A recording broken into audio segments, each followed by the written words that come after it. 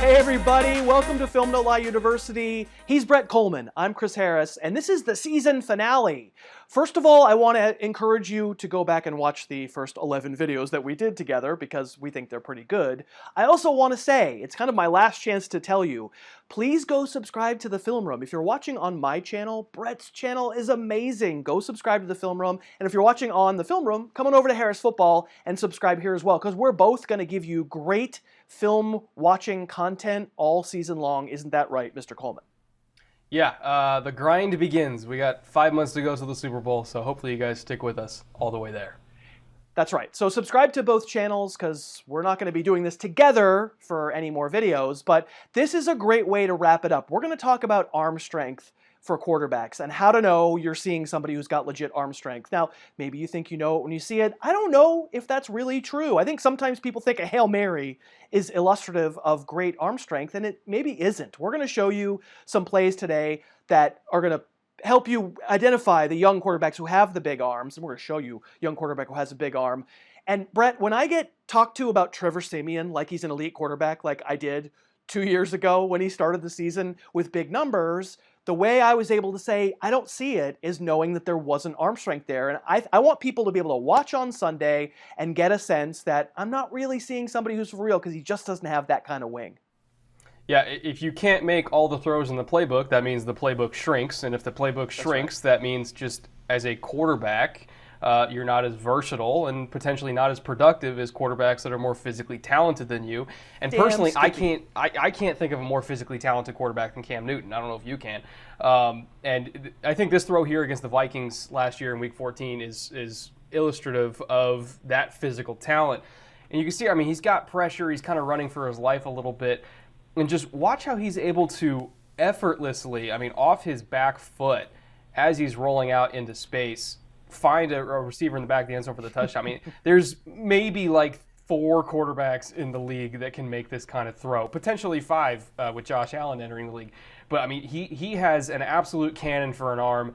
And telling you, when you're watching Josh Allen, whether it's preseason or if he's starting in the league, and you see him making throws like this where they make no sense because humans shouldn't be able to do that. I mean, that's what's impressive and that's what's exciting about him as a fantasy option is he's an elite quarterback in the sense of arm strength that he can make that throw that 90% of other quarterbacks cannot. And Cam Newton is obviously one of them as well.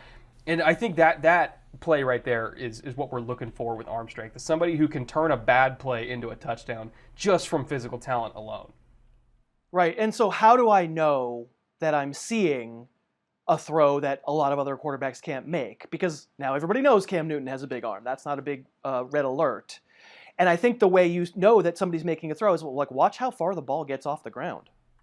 Like it's just a laser, right? Honestly, I pay attention to that so much. Everybody can get the ball 30 yards, but how do you get it there? Pay attention to how. And let's move on to the next play, the young quarterback I was referring to, Pat Mahomes, in his one start last year against the Broncos. This is on the first series when he started against the Broncos who didn't really care. But this is crazy. This is crazy. He didn't even throw it that hard. And again, I'll say, how many feet off the ground does this throw get? This is 35 yards in the air. I stopped the tape and I looked at 35 yards in the air. Does it ever get more than 10 feet off the ground? There's the 2 defenders there are Will Parks and DeMonte Thomas. And I think they're kind of just sort of hanging out. There's a sense like, oh my God, how did it get there that fast? They actually sort of forget to tackle the receiver because they're just stunned that the ball got there that quickly. And it's, for me, honestly, the key that I'm watching is how far did the ball get off the ground. Yeah, I mean, there's 2x4s that are not as straight as that throw. It's utterly insane. Absolutely insane. I know Josh Allen probably has the biggest arm in the league, but Pat Mahomes is probably a close second because, I mean, this is rare arm strength. I mean, absolutely rare arm strength. And we can talk about another young quarterback from Mahomes' class who also maybe has a bigger arm than people think. Obviously not anywhere near Mahomes, who everybody knew had a big arm coming out. But I think when I look at Deshaun Watson, who has an arm that maybe people weren't expecting when he was coming out of Clemson, and what better way to show it than this bomb against the Legion of Boom with Will Fuller. It definitely higher in trajectory than what we see with Mahomes, but in terms of pure distance covered without the ball kind of fluttering, I mean, this is a tight spiral. You know, he's really elevating that ball and getting it far for, you know, his 4.2 speed receiver to just kind of run under it, and, you know, he's saying, go get it, Will Fuller. But it's not like hanging in the rafters. It's high, obviously, but it's not hanging in the rafters, and it's a very tight, catchable ball that gets there with pace. It's not just a Hail Mary type throw. Like, this is a legitimate dime down the field. So while he might not, you know, exclusively have that top 5 arm like Cam and Mahomes, I mean, this is still way more arm than people expected. And when you're looking at a young quarterback like Watson, you know, people are going to be probably comparing Baker Mayfield to him this year. Like, when you're looking at these young quarterbacks that maybe aren't known for arm strength coming out of college, but if they're throwing these dimes down the field that aren't fluttering and they're getting there with pace, even if they are a little bit higher, if they're getting there with pace, that's when you think, okay, this is a legitimate deep ball quarterback that can get me chunk yards and therefore chunk points. Matthew Stafford clearly does have one of those top 5 arms, and this won't be a Hail Mary. But this may be the best test of a big arm.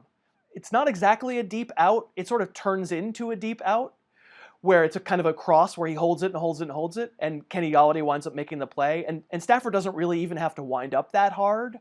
But again, how high does that ball even get off the ground? He's going back across the field all the way to essentially it's like a deep out, as if it had been a deep, it's like a cross that turns into a deep out, like I said. And that's a huge throw. You know, I'll say when I'm looking at these guys, some of what I'm looking at is simply just how much effort are you exerting and how far is the ball getting off the ground? And I would say that the outside the deep hashes, whatever this is, 25 yards down the field like that, that's the hardest throw in football. Yeah, distance-wise, it might as well be a deep out. It's not the same route, but like distance-wise, it's the equivalent of throwing a deep out. And if you're throwing a laser like that far, and then also, I mean, you could see, it's not very high off the ground, but it's just high enough to clear the linebacker.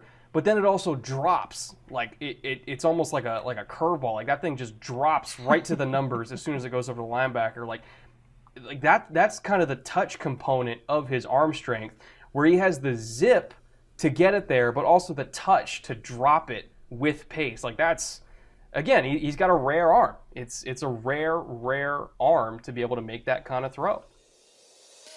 Hey, just a quick break here to thank Lisa for sponsoring Film Don't Lie University today. If you haven't been sleeping great, I know where you're coming from. That was my experience a couple years ago, and I really did get a Lisa, and it really did make a big difference. It came delivered direct to my door, you cut open the box, you cut open the plastic, it inflates. It's actually sort of an engineering marvel. It's incredible. But of course, Lisa knows not every mattress is perfect for every person, and that's why they give you 100 risk-free nights to sleep on it and decide if you like it. If you don't, call them up, you'll get refunded, they'll arrange to get it picked up, no questions asked, and you're not gonna get that kind of deal out of a retail mattress store. The most they give you is a few days or a week. I know that I personally can't tell. I need to sleep on it for a while. I think you'll really enjoy your Lisa, and we can get you a pretty darn good deal. We can get you $160 off your new Lisa mattress if you click the link that's below me in the show notes, or I think it's just lisa.com/FDLU for Film Don't Lie University. I can really honestly recommend it. It's made a big difference for me. It might for you as well. Thanks again to Lisa. Let's get back to Film Don't Lie University. All right, welcome back in. We're going to dive into the part of the show where we talk about maybe some not so impressive arm talent. And I think the best way to identify arms that are not elite or even not great is by directly comparing them to the plays that we already saw, directly comparing them to those great arm talents that we already took a look at. So the first one we're going to look at is Kirk Cousins, new Vikings quarterback, of course, the $30 million a year man. And I think he's not necessarily known for arm strength, but I think his lack of elite arm strength, or even just lack of very good arm strength, is a good example of why that can get a young quarterback into trouble. And it's something to keep an eye on when you're watching these young quarterbacks this year and the second-year guys that we hope to take the leap as well. And you can see it's a direct contrast to that Newton play where he's getting something a little bit different post-snap than what he expected pre-snap. And he's kind of forced to change his read. You can see he was pumping a little bit, and then he saw the seam ball open up because the switch coverage was a little bit different than he expected. So he sees the seam ball open up. He definitely did not expect that. And because he has to pump and he doesn't have time to reload his feet because of the pressure, he now kind of has to all-arm it just like Cam Newton did. He's not able to use his hips. He's not able to use his feet. This ball is only going to go as far as his pure arm talent can get it. And it just kind of, it doesn't get there. It just kind of drops out of the sky like a lame duck. It's not very accurate. Again, because when he's not allowed to set his feet, he loses his velocity. And when you lose your velocity, you lose your accuracy. And so, again, this is indicative, not that Kirk Cousins is a bad quarterback, that maybe just that he doesn't have every kind of throw in his arsenal like somebody like Cam Newton does. Yeah, and when I pick on Kirk Cousins on my podcast or pick on Andy Dalton, guys who've had success in the league, I'm picking on them because of exactly what you said. When things are on schedule, they're fine. And when they get off schedule, they don't have the raw talent to make a play like Cam Newton did. It's such a great example. It's such a great pairing that you made. Let's do a pairing for that Pat Mahomes play. So it's the same team. It's the same season. It's just a few weeks before. It's Alex Smith against the Raiders, not the same quarterback. And this is the end of the half. And the Chiefs clearly have Travis Kelce down the seam, and Smith tries his best to make that same throw. I don't know. Frankly, wouldn't you say Travis Kelce here is more open than Demetrius Harris was in that Pat Mahomes play? But Alex Smith can't make that throw. He's all loops. You know how I know someone has watched a lot of film on Alex Smith as opposed to just looked at his numbers? It's that when those people who just look at their numbers say, "Oh, Alex Smith, great year throwing the ball deep in 2017." And then you protest and go, all right, well, the numbers say so, but it wasn't because he was a good deep ball thrower. It's because he had receivers who were wide open and he could loop it in. Because when he can't loop it in, this is what it looks like.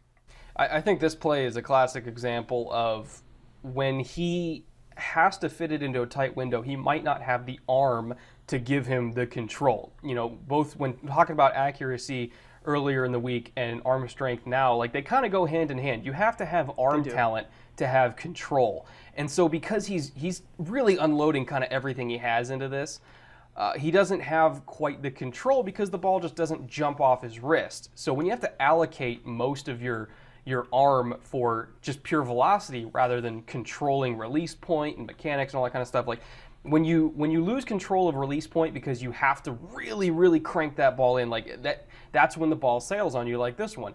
And while yes, probably a difficult ball to place, like we saw Pat Mahomes do it because Pat Mahomes has a cannon and he can drive this thing on a line and put it just up high where his tight end can get it. And Travis Kelce, I mean, he's one of the best receivers in the seam in the league. Like if you put it in his vicinity, he can get it for you, but Smith he couldn't put it in his vicinity because he didn't have the arm to get it there.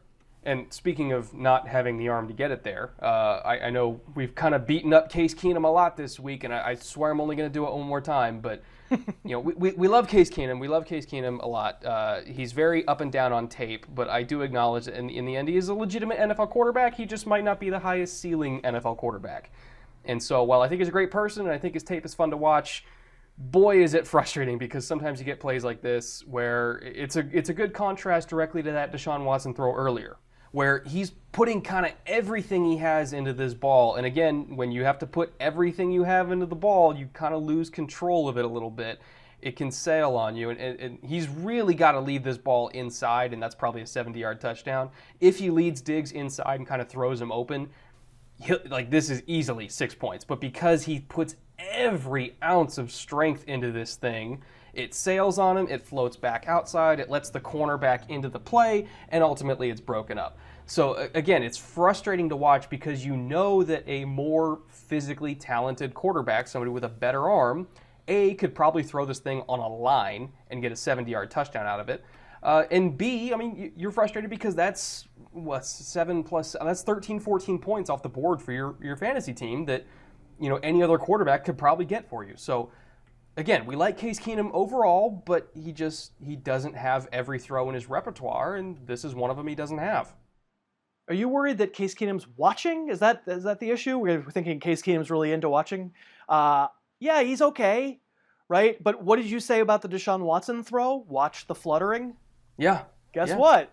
I mean, guess what? It's fluttering, and it just lets you know that there are going to be other throws that Keenum can't make. And by golly, I don't care if he's watching. Case, you're okay, but you're not that good.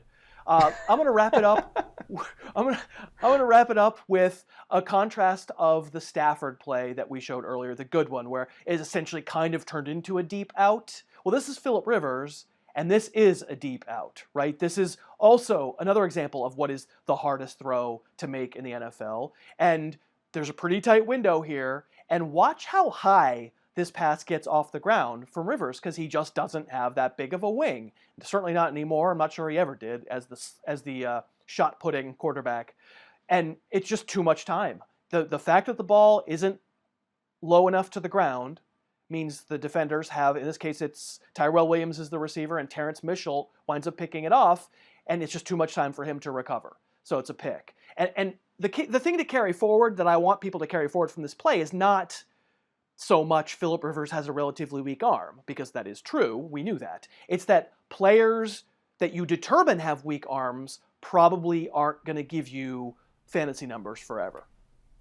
Yeah, and to me, it's not even the ball being low to the ground. It's more just having the arm to place it correctly. Like, I feel like, if anything, he should have led his receiver a little bit further upfield, which, again, you can still lead him upfield without having the ball carry way high in the air. Like, you don't have to have a super high trajectory to lead your receiver upfield, but you still have to have the arm to get it there and lead him upfield. And I feel like he didn't quite have the cannon necessary to put that ball in the 2 or 3 yard box he needed to give his receiver a legitimate shot at it on the sideline. I don't know if he felt like his receiver was going to flatten down to it, but to me, if I see a trail corner there with a safety over the top, like, I'm never going to be throwing that ball flat. Like, I'm going to try to lead it a little bit further outside and upfield and give him a window, and he doesn't have the arm to do that.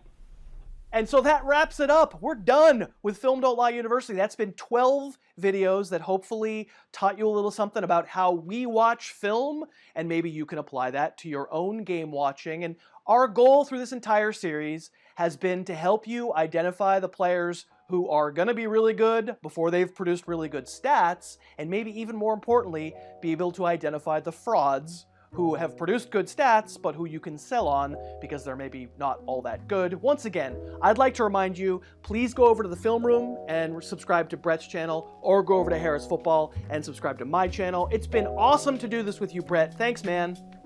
And thank you. I mean, this was a blast, and hopefully we taught a lot of people some very useful information. We'll see you down the road, and thanks again for watching Film Don't Lie University.